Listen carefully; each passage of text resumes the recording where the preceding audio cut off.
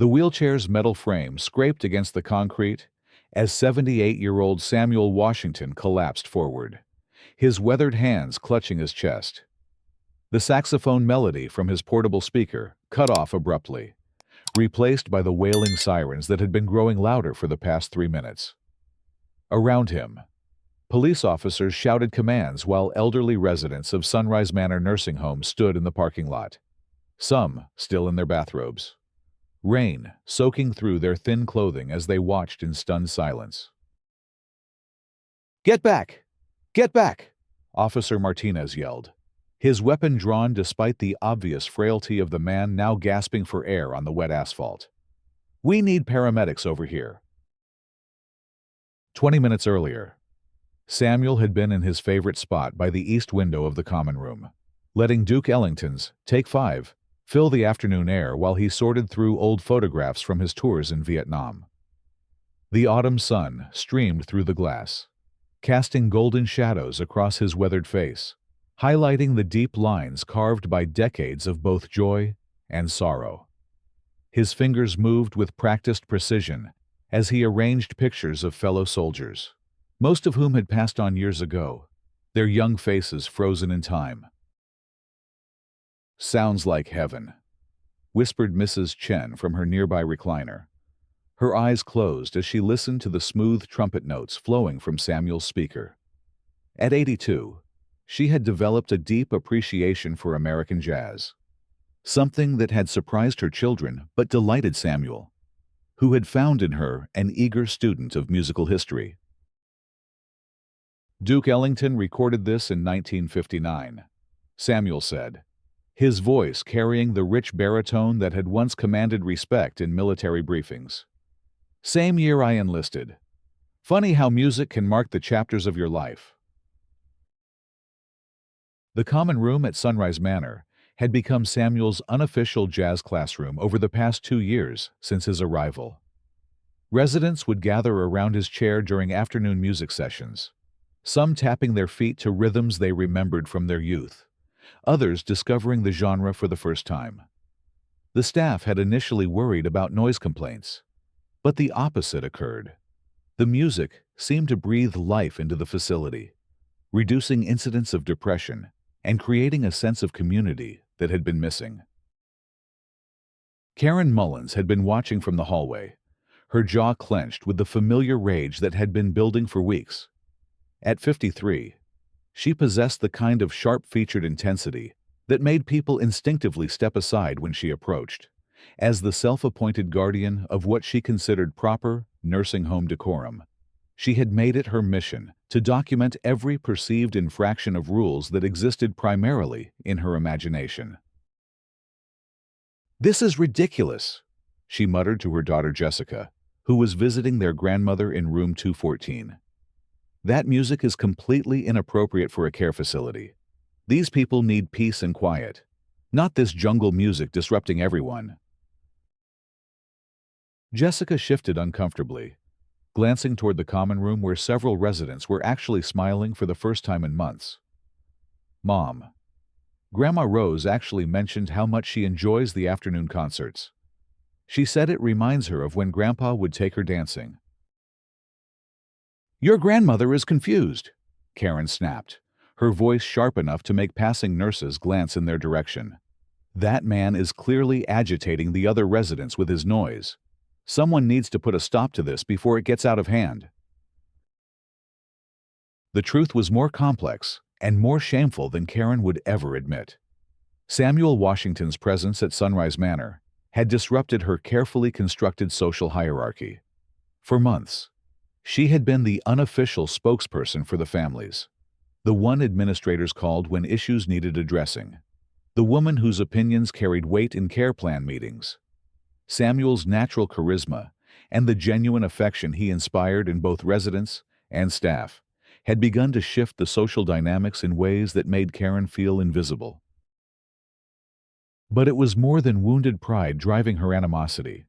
The sight of an elderly black man commanding attention and respect in a space she considered her domain triggered something uglier, something rooted in decades of unexamined prejudice that she had learned to disguise behind concerns about noise levels and facility regulations.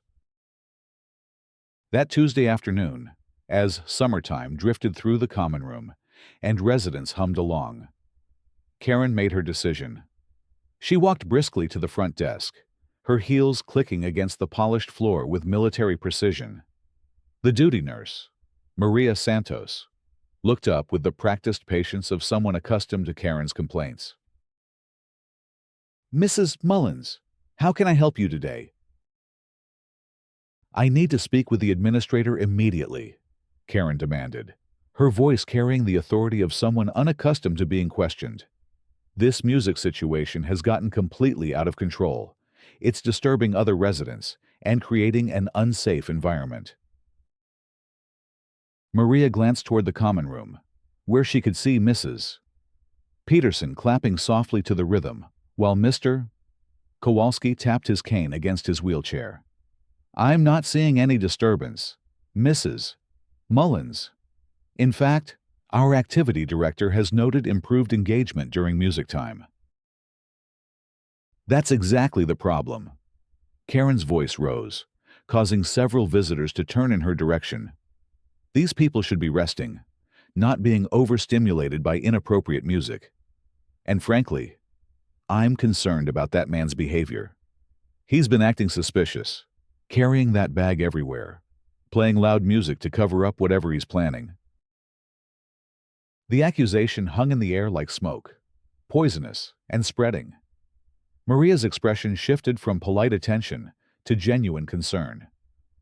"Mrs. Mullins, are you suggesting Mr. Washington is engaged in some kind of inappropriate activity?" "I'm not suggesting anything," Karen replied, her tone becoming more calculated. "I'm observing patterns of behavior that concern me as a family member. That bag he carries, the way he sets up his equipment in strategic locations, the loud music that could mask other sounds. I think someone should investigate what's really in that wheelchair bag of his." The seed had been planted. Over the following days, Karen repeated her concerns to other family members, to staff members during shift changes, to anyone who would listen.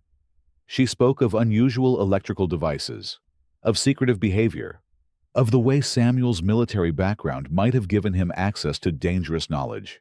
Each retelling became more elaborate, more frightening, more urgent.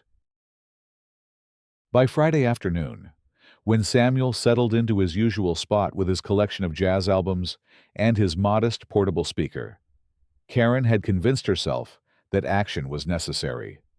The Thelonious Monk track, Round Midnight, had just begun when she pulled out her cell phone and dialed 911. 911, what's your emergency?" "I'm at Sunrise Manor Nursing Home on Elm Street." Karen's voice trembled with manufactured panic. "There's an elderly black man here who I believe is carrying some kind of explosive device. He's been setting up equipment in the common area for weeks, playing loud music to mask suspicious activities. I think he might be planning to hurt people." The emergency operator's training kicked in immediately. "Ma'am, are you in immediate danger? Can you describe the device you're seeing?" "He has a black bag that he never lets anyone near. There are wires coming out of it, and he's been placing speakers in strategic locations throughout the building. I think it might be a bomb. Please send help immediately." The response was swift and overwhelming. Within minutes, 3 patrol cars screeched into the parking lot, followed by a bomb disposal unit and SWAT team members in full tactical gear. The sight of armed officers storming through the front doors sent waves of terror through a building designed to be a sanctuary for society's most vulnerable citizens. "Everyone out! This is an emergency evacuation," Sergeant Williams shouted through a megaphone as officers spread throughout the facility. "All residents and visitors need to exit the building immediately." The chaos that followed would haunt everyone present for years to come. Elderly residents, many with dementia and mobility issues, were hurried from their rooms by staff members who had no idea what was happening. Some residents panicked, thinking the building was on fire. Others became confused and combative, not understanding why strangers in military-style gear were shouting orders and disrupting their peaceful afternoon. Samuel looked up from his photographs as the common room erupted in activity. The music stopped abruptly as officers surrounded him, their weapons drawn, their faces hidden behind tactical masks that transformed them into frightening, anonymous figures.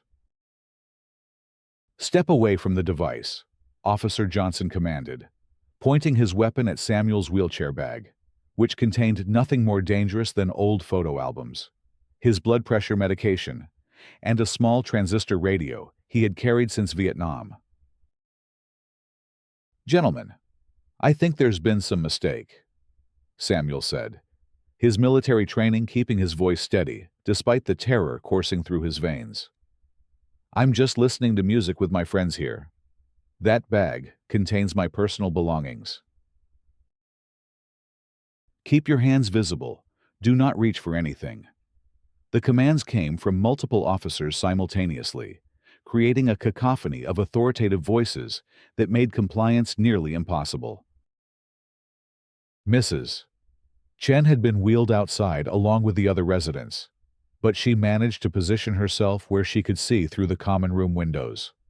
What she witnessed would become crucial evidence in the legal proceedings that followed. She watched as Samuel, his hands raised in submission, tried to explain that his bag contained only photographs and medication. "Please, officers." Samuel's voice carried the dignity of a man who had served his country with honor. "I'm a veteran. I would never harm anyone, especially not these wonderful people who have become like family to me." The mention of military service seemed to escalate rather than calm the situation. Officers exchanged glances, their training warning them that veterans might possess knowledge of explosives and tactical operations. The irony was lost on them that they were treating a decorated war hero as a terrorist threat, based on nothing more than the contents of an old man's personal bag. Outside in the parking lot, residents huddled together in the cold afternoon rain that had begun to fall. Many were inadequately dressed, having been rushed from their rooms in whatever clothing they happened to be wearing. Mrs. Patterson, 91, and suffering from advanced osteoarthritis, stood shivering in her nightgown, supported by a nurse who was equally bewildered by the sudden evacuation. "What's happening?" she kept asking, her voice thin and frightened. "Why are there soldiers here? Are we under attack?" The question rippled through the crowd of displaced residents, each adding their own fears to the growing sense of panic. Some believed the facility was being robbed. Others thought there had been a medical emergency. None understood that they had been torn from their safe haven because of one woman's prejudiced imagination. Karen stood slightly apart from the main group, her phone pressed to her ear as she gave interviews to news outlets that had begun arriving on scene. "I just thank God I was here to notice the suspicious behavior," she told a reporter from Channel 7 News. This man had been planning something for weeks, and the staff was completely oblivious to the danger. Inside the common room, the confrontation reached its breaking point. Samuel, feeling the crushing weight of false accusation and surrounded by armed men who seemed convinced of his guilt, felt his chest tighten with the familiar pain that had plagued him since his second heart attack 3 years earlier. "I need to get my medication," he gasped, reaching slowly toward his bag. "My heart pills are in there." "Don't move," multiple officers shouted simultaneously, interpreting his movement as a potential threat. The stress of the situation, combined with the physical strain of having his arms raised for several minutes, triggered the cardiac episode that would nearly cost Samuel his life. The heart attack came suddenly and violently.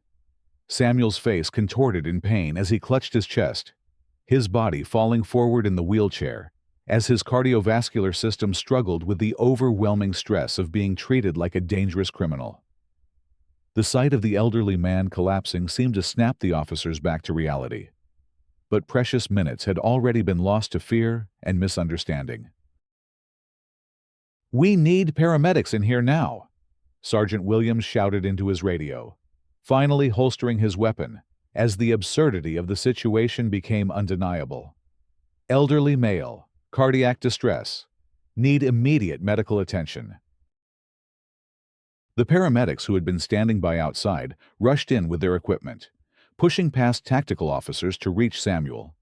Their professional assessment took mere seconds to reveal what should have been obvious from the beginning. This was a frail, elderly man suffering a medical emergency, not a terrorist plotting destruction.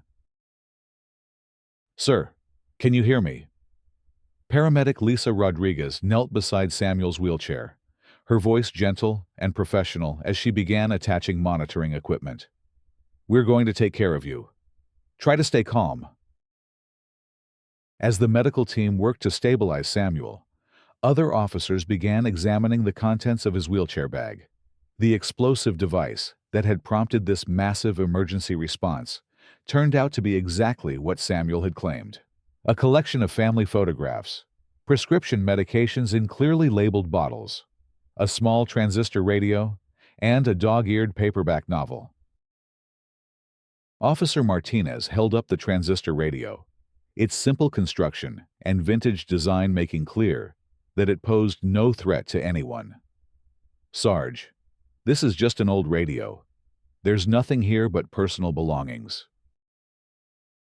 The bomb disposal specialist who had been called to the scene completed his assessment in under 2 minutes. "All clear," he announced through his communication system. "No explosive devices present. Repeat, all clear." But the damage had been done. Samuel Washington, a man who had served his country with distinction in Vietnam, who had spent 2 years bringing joy to his fellow residents through music and storytelling, was being loaded onto a stretcher as his heart struggled to maintain a rhythm disrupted by terror and betrayal.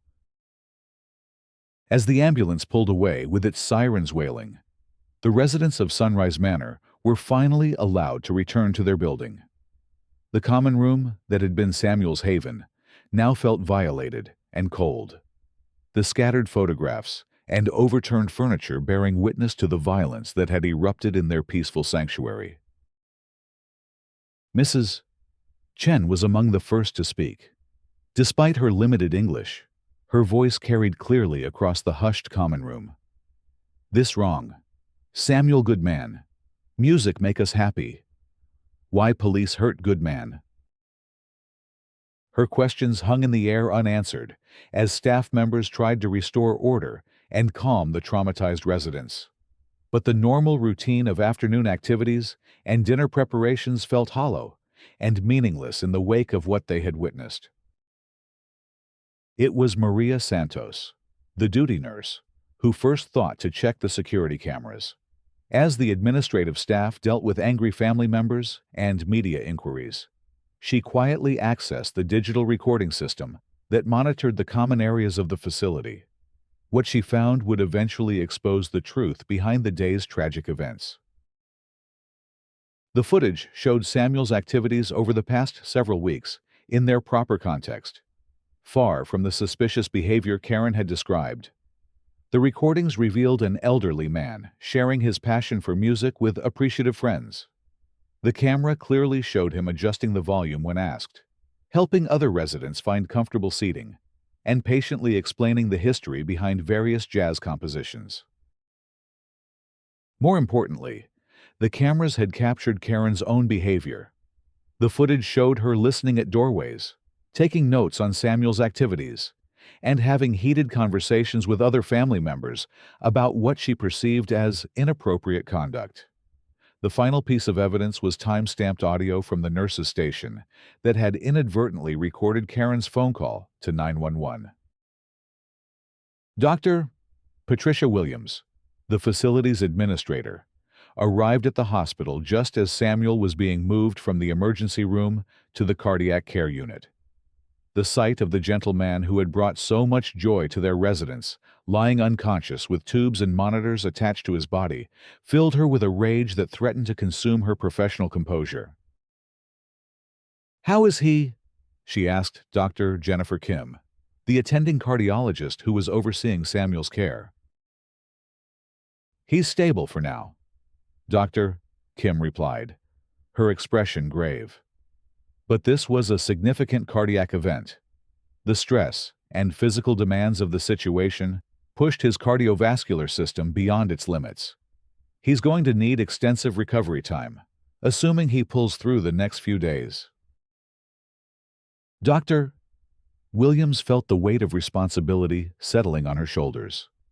As the administrator of Sunrise Manor, she had failed to protect one of her residents from a malicious attack disguised as civic concern. The guilt was overwhelming, but it was quickly transformed into determination to ensure that justice was served. The first news reports that evening painted a picture of a terrorism scare at a local nursing home, with breathless accounts of bomb disposal teams and SWAT responses. Karen appeared in several interviews, presenting herself as a concerned citizen who had potentially saved lives through her vigilance. The narrative seemed set in stone until Maria Santos made her phone call to the local district attorney's office. "I have security footage that proves the 911 call made today was completely fabricated," she told Assistant District Attorney Michael Chen. "An innocent man is fighting for his life because someone decided to weaponize the police against him over a jazz music preference." The investigation that followed moved with surprising speed. Within 48 hours, legal experts had reviewed the security footage, interviewed witnesses, and confirmed that Samuel Washington had been the victim of a false police report motivated by what could only be described as racial prejudice and personal animosity. Karen's world began to crumble on Thursday morning when Detective Sarah Rodriguez appeared at her front door with a warrant for her arrest. The charge was filing a false police report, a felony in their state, when it resulted in significant public resources being deployed and someone being injured as a result of the false claim. Karen Mullins, you're under arrest for filing a false emergency report and reckless endangerment, Detective Rodriguez announced as she placed handcuffs on the woman who had been so confident in her righteousness just days earlier. "This is ridiculous," Karen protested as she was led to the patrol car. "I was protecting people. That man was clearly planning something." "Ma'am, we have security footage that shows Mr. Washington engaging in normal recreational activities," the detective replied. "Your 911 call described threats that simply did not exist, and your false report directly contributed to a medical emergency that nearly killed an innocent man." The arrest made local news, but it was the security footage that transformed the story from a simple case of false reporting into a viral phenomenon that captured national attention. The video showed Samuel's gentle interactions with fellow residents, the joy on faces during his music sessions, and the stark contrast between his actual behavior and Karen's inflammatory descriptions to emergency services. Social media exploded with outrage over the treatment of a military veteran who had been terrorized in what should have been his safe haven. The hashtag #Justice for Samuel began trending as people shared their own stories of racial profiling and false accusations. Musicians and veterans organizations rallied to support the man who had simply wanted to share his love of jazz with new friends. At Sunrise Manor, the residents had organized their own form of protest, led by Mrs. Chen and supported by Mrs. Patterson despite her advanced age. They demanded that the facility take steps to prevent similar incidents in the future. Their primary request was simple but powerful. They wanted a dedicated music room where Samuel could continue his jazz education sessions when he recovered. Samuel bring joy to sad place. Mrs. Chen told the assembled family members and media representatives who had gathered for an impromptu press conference in the nursing home's lobby. "We old, but we not dead. Music make us remember we still alive." Her broken English carried more emotional weight than any polished speech could have delivered. Around her, other residents nodded in agreement, their determination clear despite their physical frailties. They had found their voice through music, and they were not going to let it be silenced by prejudice and fear. The legal consequences for Karen continued to mount as investigators uncovered the full scope of her actions. Phone records showed that she had been building a case against Samuel for weeks, contacting family members and staff with increasingly elaborate theories about his suspicious behavior. Her social media accounts revealed posts that contained thinly veiled racist language disguised as concerns about facility security. District Attorney Robert Martinez announced that additional charges were being considered, including harassment and potentially hate crime enhancements based on the evidence of racial motivation. The case had evolved from a simple false report into something much more serious. A deliberate campaign of intimidation against an elderly veteran based on his race. This was not a momentary lapse in judgment. DA Martinez explained during a press conference. The evidence shows a pattern of deliberate harassment and false accusations designed to remove Mr. Washington from a community where he was beloved and respected. The perpetrator weaponized our emergency services to carry out what can only be described as a racially motivated attack.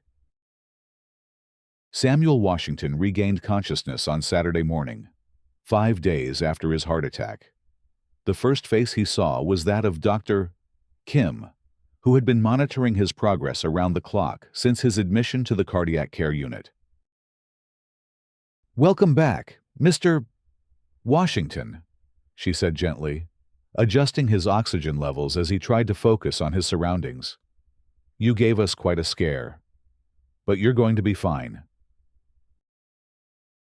The memories came back slowly, like pieces of a nightmare that refused to fade with daylight. Samuel remembered the music, the photographs scattered across the table, the sudden appearance of armed men who treated him like a dangerous criminal.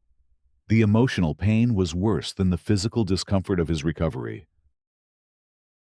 "The other residents," he whispered, his voice barely audible through the oxygen mask. "Are they safe? Did I hurt anyone?" Dr. Kim felt her throat tighten with emotion at the question, even after being falsely accused and nearly killed. Samuel's first concern was for the welfare of others. "Everyone is safe, Mr. Washington, and everyone is asking about you. You have a lot of people who care about you very much." The truth about Karen's false accusations had spread throughout the nursing home community, creating a wave of support for Samuel that surprised even his closest friends. Residents had organized a letter-writing campaign to local newspapers, sharing stories of how his music sessions had improved their quality of life and brought meaning to days that had previously been marked only by medical appointments and mealtimes. Mrs. Patterson, despite her mobility issues, had dictated a letter to her granddaughter that was published in the Sunday edition of the local paper. "Mr. Washington helped me remember who I was before I became just another elderly person waiting to die," she wrote. "His music reminded me of dancing with my late husband, of feeling young and beautiful and full of hope. What happened to him was not just wrong, it was evil." The letter sparked hundreds of responses from community members who had been following the story. Many shared their own experiences with false accusations and racial profiling, while others simply expressed outrage that a man who had served his country in war had been treated so shamefully in his golden years. As Samuel's physical condition improved, the legal case against Karen intensified. Her attorney had initially suggested that she plead guilty to a reduced charge of disorderly conduct. But the evidence of premeditation and racial motivation made such a plea deal unlikely to be accepted by prosecutors. Your client engaged in a deliberate campaign of harassment and false reporting that nearly killed an innocent man. Assistant DA Chen told Karen's lawyer during plea negotiations.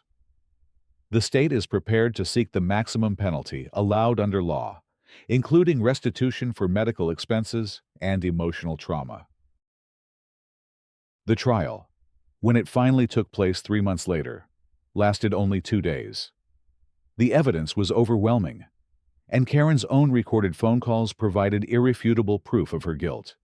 The security footage from the nursing home showed the jury exactly what Samuel's behavior had actually been like: gentle, considerate, and focused entirely on sharing music with friends who appreciated his knowledge and enthusiasm. Samuel was well enough to testify by the time the trial began, dressed in a crisp white shirt and the military medals he had earned during his service in Vietnam. He presented a powerful contrast to the dangerous criminal that Karen had described in her 911 call. "I have spent my entire adult life serving my country and my community," he told the jury, his voice steady and clear. "I never imagined that in my twilight years, I would be treated as a terrorist threat for sharing music that brings joy to my friends. What hurts most is not what happened to me, but seeing how frightened and confused the other residents became because of these false accusations." The jury deliberated for less than an hour before returning a guilty verdict on all charges. Karen was sentenced to 2 years in prison, 5 years of probation, and ordered to pay restitution totaling nearly $200,000 to cover Samuel's medical expenses and emotional trauma damages. But the most meaningful consequence came from an unexpected source. The publicity surrounding the case had attracted the attention of the Thelonious Monk Institute of Jazz, which announced that it was donating funds to construct a state-of-the-art music room at Sunrise Manor.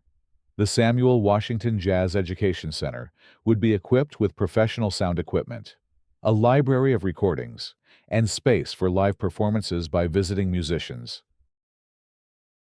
The dedication ceremony took place on a crisp October morning, exactly 1 year after the false emergency call that had nearly destroyed Samuel's life. Residents, family members, community leaders, and professional musicians gathered in the new music room as Samuel cut the ribbon with hands that no longer trembled from medication, but from emotion. "Music has always been about bringing people together," he said as he looked out at the crowd of faces that had become his extended family.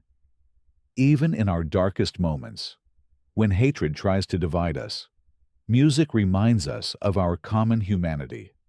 This room isn't just about jazz education.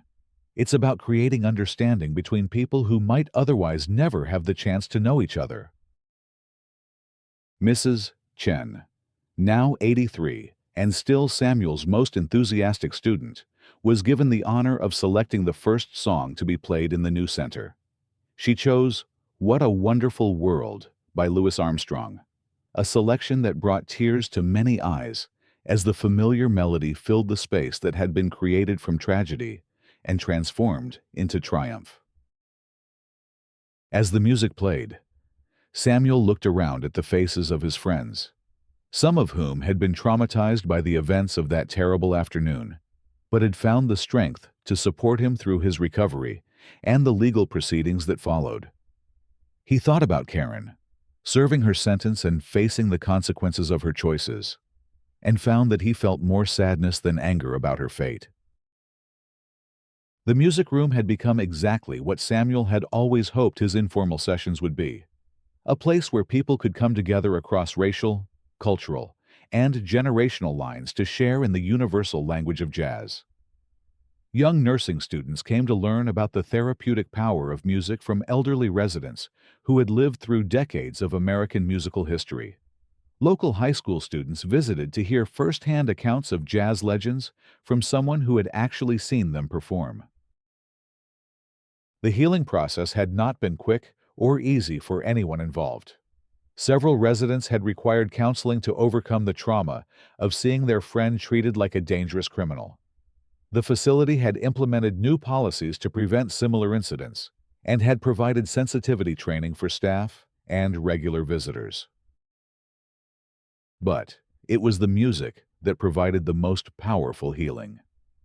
Every afternoon at 3 o'clock, the sound of jazz standards drifted through the halls of Sunrise Manor, carrying with it the message that love, creativity, and human connection are stronger than fear, prejudice, and hatred.